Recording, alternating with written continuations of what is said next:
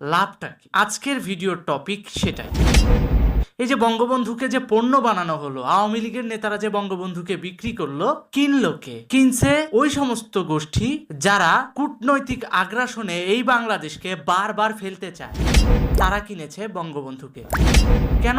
কারণ বঙ্গবন্ধু হচ্ছে এমন একটা চাবি যেটা দিয়ে বাংলাদেশের তালাটা খোলা যায় খুব সহজে। আর সেটা যদি আওয়ামী লীগ ক্ষমতায় থাকে তাহলে আরো তাড়াতাড়ি খোলা যায়।